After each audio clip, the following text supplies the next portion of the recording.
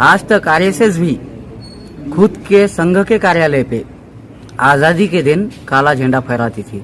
इसकी वजह ये थी कि वो आज़ादी ही मानते नहीं थे और आज एमआईएम भी वही कर रही है। अच्छा होता कि आप काले झंडे बता रहे, ये काले झंडे आप किसी के रोजी रोटी के लिए बताते कि आज जो है तो हमारे औरंगाबाद में राशन जो है ना 5 किलो का नाम लिया जा रहा है पर हेड, लेकिन पर परिवार दिया जा रहा है। अच्छा होता कि आंदोलन उसके लिए करते।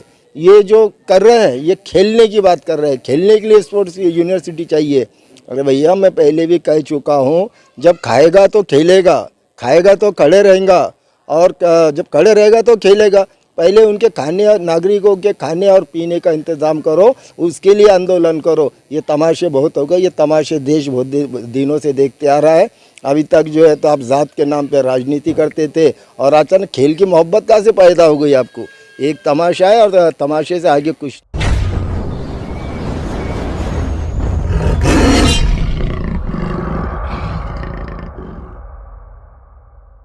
आप देख रहे हैं एसडीएम न्यूज़, मयूर अंसारी। आज हम लोक विकास परिषद के कार्यालय आए हैं और ये एरिया शंभू नगर कहलाता है, उस्मानपुर का एक भाग कहलाता है।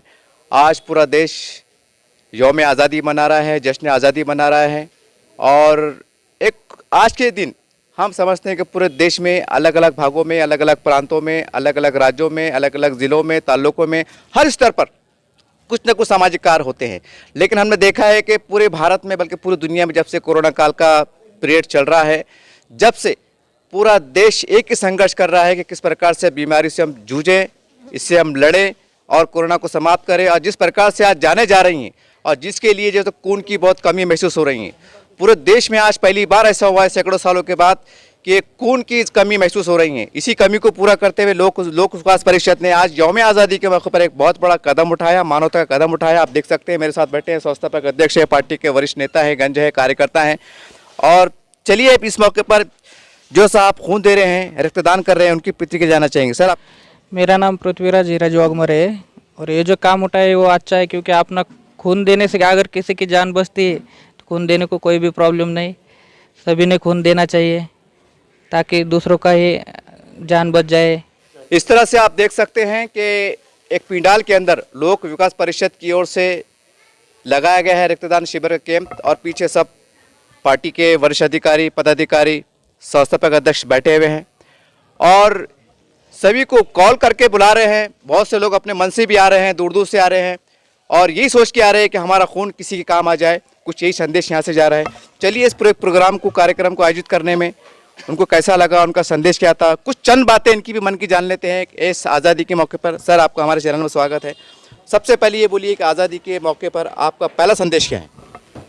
सबसे पहले आपके माध्यम से औरंगाबाद सहित तमाम भारतीयों को गणतंत्र दिवस की हार्दिक शुभकामनाएं।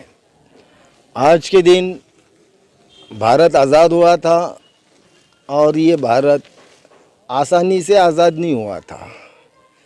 भारत को आज़ाद करना कोई गोलियां बिस्किट खाने का काम नहीं है, बल्कि बदन में गोलियां खाने का काम था। कई लोगों ने अपनी शहादतें पेश की, कई माँ बहनें विधवा हुई, कई लोग जेलों में चले गए, लेकिन वो आज़ादी जो हमें अपना खून देकर मिली थी, वो आज़ादी को कायम करने के लिए जो संविधान वजूद में आया था, आज वो संविधान फिर ख़तरे में है। तो उस संविधान को बचाने के लिए लोक विकास परिषद हमेशा काम करते आई है और हमेशा काम करते रहेगी। सर आज औरंगाबाद शहर के अंदर, वैसे तो पूरे देश के अंदर खुशी का माहौल है, लेकिन एक औरंगाबाद में एक घटना भी घटी है इस अवसर पर कि एमआईएम की तरफ से स्पोर्ट्स यूनिवर्सिटी के लेके एक धरना हुआ है और पालक मंत्री का घेराव भी हुआ है। एक पूरे माहौल में, यानी आज खुशी के माहौल में भी एक बहुत बड़ी कश्मकश देखी गई, एक राजनीति भी देखी गई। इस पूरे कार्यक्रम को पूरे संदर्भ, किस संदर्भ में देखते हैं आप? देखिए, पहले तो ये एक हंसी की बात है कि आज जहां पूरा देश खुशियां मना रहा है, अच्छा होता कि आप काले झंडे बता रहे, ये काले झंडे आप किसी के रोजी रोटी के लिए बताते कि आज जो है तो हमारे औरंगाबाद में राशन जो है ना 5 किलो का नाम लिया जा रहा है पर हेड, लेकिन पर परिवार दिया जा रहा है। आज औरंगाबाद में ऐसे 18 वार्ड है जहाँ पीने के लिए पानी नहीं है। औरंगाबाद में पंतप्रधान आवास योजना में 80,554 घर देने का करार हुआ था, लेकिन आज तक 54 लोगों को भी घर नहीं मिला। औरंगाबाद में कोरोना से अब तक लोगों की हालत ख़राब हो चुकी है। लोगों के पास बिल भरने के लिए पैसा नहीं है और उनके लाइट डिस्कनेक्ट किए जा रहे हैं। अच्छा होता कि ये आज आंदोलन इसलिए करते। इसी के साथ साथ औरंगाबाद में जो फाइनेंस से जो गरीबों ने मजबूरी में अब 2 व्हीलर्स लिए, 3 व्हीलर्स लिए, जो रिक्शे से अपने बच्चों का पेट पाल रहे हैं, आज वो रिक्शा फाइनेंस वाले गुंडागर्दी करके खींच के लिए आ रहे हैं। अच्छा होता कि आंदोलन उसके लिए करते। ये जो कर रहे हैं ये खेलने की बात कर रहे हैं। खेलने के लिए स्पोर्ट्स यूनिवर्सिटी चाहिए। अरे भैया, मैं पहले भी कह चुका हूँ, जब खाएगा तो खेलेगा, खाएगा तो खड़े रहेगा, और जब खड़े रहेगा तो खेलेगा। पहले उनके खाने और नागरिकों के खाने और पीने का इंतज़ाम करो, उसके लिए आंदोलन करो। ये तमाशे बहुत हो गए। ये तमाशे देश बहुत दिनों से देखते आ रहा है। अभी तक जो है तो आप जात के नाम पे राजनीति करते थे और अचानक खेल की मोहब्बत कहाँ से पैदा हो गई आपको? एक तमाशा है और तमाशे से आगे कुछ नहीं है। सर, आज एक बहुत ही आश्चर्यजनक बात ये भी देखने में आई कि इस आंदोलन को अपने संजय सिरसाट साहब है, शिवसेना के आमदार है, विधायक है, उनका भी समर्थन मिला। बीजेपी भी कह रही है कि होना चाहिए, एमआईएम तो पहले से बोल रही। तो क्या आपको नहीं लगता सर कि जब सब राजी है तो फिर इतनी देर क्यों हो रही?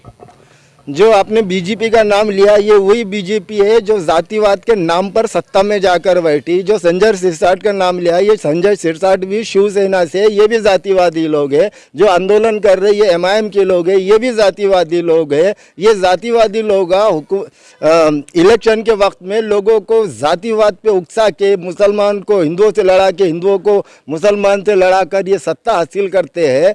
तो इनके पास अब कुछ बचा नहीं है। अब इनको मालूम है कि इनका हिंदू मुसलमान और ज़्यादा चलने वाला नहीं है, तो इस तरीके के तमाशे कर रहे हैं। वो भाजपा हो या एमआईएम हो, ये सब लोगों के पास अब कोई मुद्दे नहीं है और इनको पता है कि आप बहुत देर तक तुम पब्लिक को जो है तो जातिवाद का चॉकलेट नहीं दे सकते। तो ये अपनी शक्ल बदल कर पब्लिक के सामने आना चाहते हैं, क्योंकि वो जानते हैं कि औरंगाबाद में कुछ दिनों में महानगर पालिका के इलेक्शन लगने वाले हैं और वो इलेक्शन में अपनी कुछ तो भी चेहरा और शक्ल बदलने की कोशिश कर रहे हैं। तमाशा है, तमाशे के अलावा कुछ नहीं है। तो सर, मेरा सीधा सवाल ये है कि लोक विकास परिषद यूनिवर्सिटी के पक्ष में है या नहीं? हम इस पक्ष में है कि औरंगाबाद में हर नागरिक को पीने को पानी मिलना चाहिए, हर बेरोजगार को रोजगार मिलना चाहिए, कोई अंधेरे में नहीं रहना चाहिए, सबको चलने के लिए रास्ता चाहिए, सबको एजुकेशन चाहिए, दवाओं के लिए हाथ पैर घस घस को कोई मरना नहीं चाहिए। हम ये पक्ष में है। ये बाकी सब चीज़ें हम उनके फेवर में नहीं है। चलिए, मेरे साथ मौजूद है लोक विकास परिषद के एक और जिम्मेदार नेता हैं, अधिकारी है, पदाधिकारी हैं। सर, आपको सबसे पहले गणतंत्र दिवस की बधाई।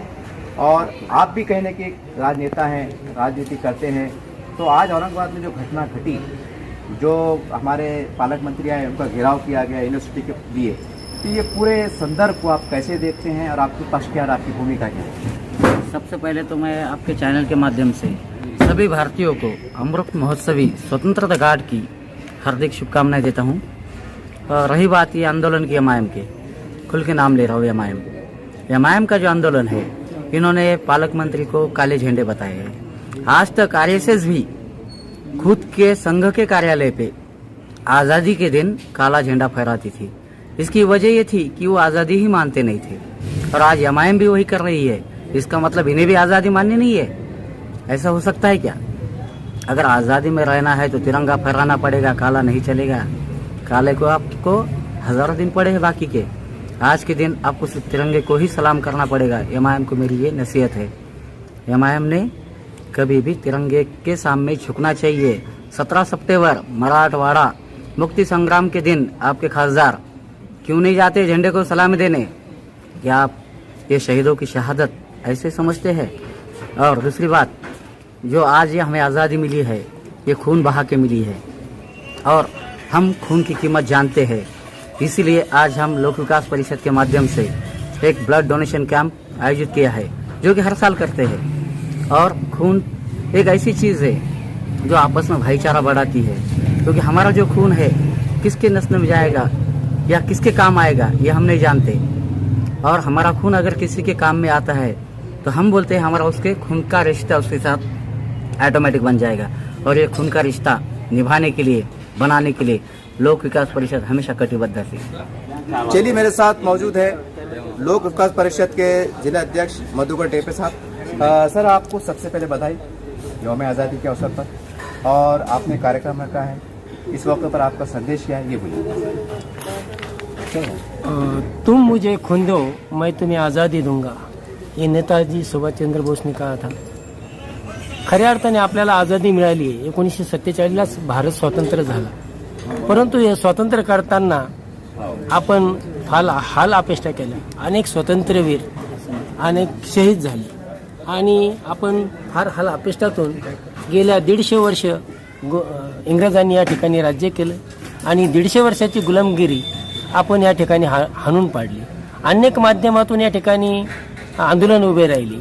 नेताजी सुभाषचंद्र बोस असेल, लोकमान्य टिळक असेल, किंवा महात्मा गांधी असेल, किंवा डॉक्टर बाबासाहेब आंबेडकर असतील, अनेक मार्गाने, शांती मार्गाने आणि लढाऊ मार्गाने या लढाई लढल्या गेल्या आणि सळू का पळू करून इंग्रजांना या ठिकाणी देश सोडावा लागला।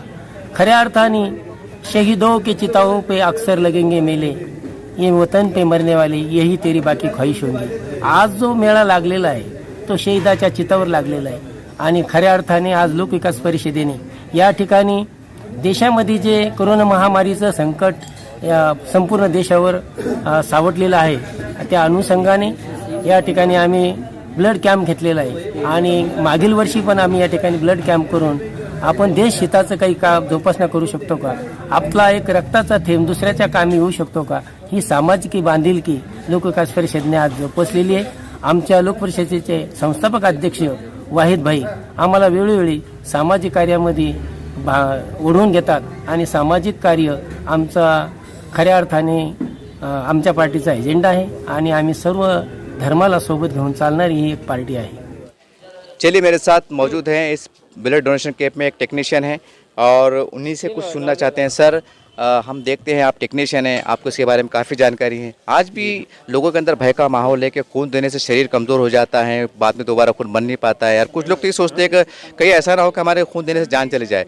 तो आप इसका काफ़ी आपको अनुभव है, इस मौके पर ऐसे लोगों का आप संदेश क्या देना चाहते हैं? नहीं, ये सब गलत है।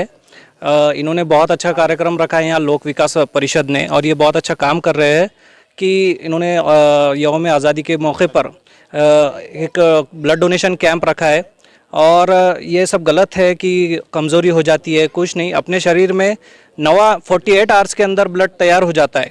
ठीक है, बस उसको इतना है कि 3 महीने का उसको सर्कुलेशन लगता है, 3 महीने के बाद आप डबल दे सकते हैं और आपका उससे इम्यून रिस्पांस बढ़ता है। ये गलत है कि आपको कमज़ोरी होगी और जो है तो या कुछ तकलीफ़ होगी, हाँ थोड़ी बहुत सी ऐसा गलावट या चक्कर महसूस हो सकती है तो हम उसका ट्रीट कर देते हैं बस। और आप ये जहाँ भी कैंप लगता है तो मैं ये कहता हूँ कि बढ़ चढ़ के इसमें हिस्सा लेना चाहिए, ताकि आप किसी की जान, एक नहीं 2 जान बचाते हैं, इसके अंदर 2 या 3 जान बचाते हैं। तो किस तरह से सर? इसमें जो है तो ये प्रोडक्ट अलग अलग होता है, एक पीसीवी बोलकर होता है, एक एफएफपी बोलकर और आरडीपी बोलकर। तो इसके अंदर 3 जो प्रोडक्ट होते हैं तो वो एक पेशेंट की जो बीमारी है, जैसा अभी समझो अभी डेंगू चल रहा है सबसे ज़्यादा, तो उसमें जो है प्लेटलेट की ज़रूरत रहती है, वो प्लेटलेट सिर्फ 5 दिन रहते हैं। और दूसरी बात कि एफएफपी जो जल जाता है, जिसकी ब्लीडिंग ज़्यादा होती है, उसको एफएफपी लगता है। और डिलीवरी के टाइम पे ब्लीडिंग ज़्यादा होने की वजह से जो डिलीवरी पेशेंट है उसको पीसीवी लगता है। तो इस तरह से आप 3 लोगों की जान बचाते हैं। तो ये सब बोलना कि गलत है। आप किसी को मतलब आप देंगे तो हम दूसरे को देंगे और वो 3 लोगों की जान बचेगी। आप देंगे नहीं और आप सपोर्ट नहीं करेंगे तो खुदा ना खास्ता कि आपका भी पेशेंट हो सकता। जी। तो इस वजह से आप इसे डरिए नहीं, बढ़ चढ़ के हिस्सा लीजिए जहाँ भी हो। ऐसा नहीं कि एक ही ब्लड बैंक, मैं ये ब्लड बैंक में हूँ तो यही ब्लड बैंक का बोलूँगा, नहीं, जहाँ कहीं भी हो, कौन सी भी ब्लड बैंक हो, आप 3 महीने के बाद ब्लड डोनेशन कर सकते हैं और रेगुलर कीजिए। ये साल में 3 बार आप कर सकते हैं।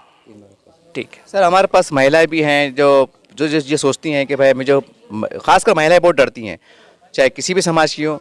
तो आप ऐसी महिलाएं जो तंदुरुस्त है, सेहतमंद है, और जो चाहे तो खून दे सकते हैं, लेकिन उनके दिल में डर रहता है कि मेरे छोटे छोटे बच्चे हैं, मैं कैसा दूँ, या घर में बहुत ज़्यादा काम होता है, या खून दूंगा तो शायद मैं और ज़्यादा कमज़ोर हो जाऊंगी। तो ऐसे महिलाओं को आप क्या कहना चाहते हैं? नहीं, उन्होंने भी करना चाहिए। उनको जो है तो महिलाओं के जो प्रॉब्लम्स रहते हैं वो अगर नहीं है कुछ भी, या उनके अंदर अच्छा 12.5 अगर ब्लड है तो वो दे सकती है। उनको ट्रांसफ्यूजन नहीं होना चाहिए मतलब पहले से। तो अगर जिसको ट्रांसफ्यूजन नहीं है, नॉर्मल है, बहुत अच्छा हेल्थी है, तो वो कर सकते हैं, इसमें कोई डरने की बात नहीं है।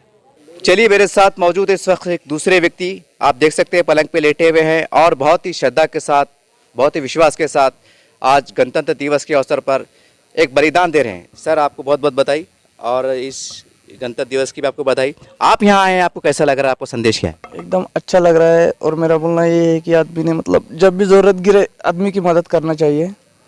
और जैसा कि आज भारत आज़ाद हुआ है, वैसा उन लोगों ने जो मतलब अपने लिए जो बलिदान दिया है, वैसा अपना भी काम है क्या, थोड़ा सा मतलब सरकार को बोलो या पब्लिक के लिए बोलो, अपने मन से तो कुछ मतलब करना चाहिए।